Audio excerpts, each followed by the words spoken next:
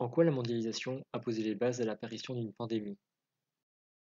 La mondialisation est un système désignant les échanges de marchandises, de capitaux, de personnes et d'informations. Ce phénomène s'est développé en plusieurs phases. Dès l'Antiquité, avec la route de la soie, au Moyen Âge, avec le commerce triangulaire, puis au XIXe et XXe siècle, avec la modernisation des moyens de transport et de communication, due en partie grâce à la révolution industrielle et aux deux guerres mondiales. Depuis 1970, on constate une intensification du trafic aérien qui s'est multiplié par 7, permettant aux FTN d'augmenter significativement leur chiffre d'affaires. Mais aussi des organismes internationaux ont vu le jour tels que l'OCDE, l'OMC pour le commerce ou encore l'OMS.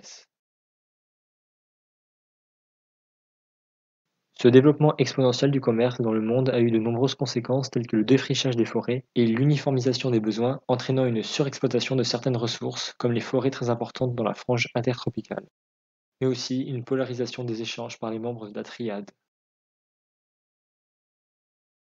La peste noire a été la première grande pandémie relatée dans beaucoup de livres. Des rongeurs sont descendus dans les villes chinoises au début du XIVe siècle, ce qui a permis à la puce qu'ils hébergeaient de transmettre la peste à l'homme.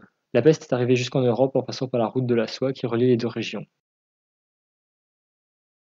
Les causes d'une pandémie sont souvent ces dernières. La domestication d'un animal sauvage, par exemple la vache, qui a été domestiquée par l'homme depuis des centaines d'années et lui a transmis la variole et la rougeole. À cause du développement humain, empiétant sur les zones ayant le plus de biodiversité, entraîne une concentration des animaux dans le même milieu et donc la transmission de virus entre eux est facilitée.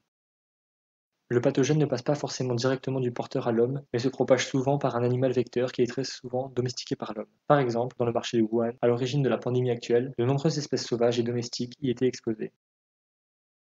La Chine est un des phares de la mondialisation et aussi l'épicentre de plusieurs pandémies.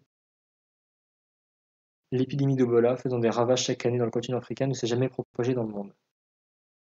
Cela nous montre bien que la mondialisation, en polarisant certaines régions, facilite la transmission d'un virus contagieux, facilite la création d'une pandémie, mais aussi augmente les chances que l'homme se fasse infecter par un animal sauvage.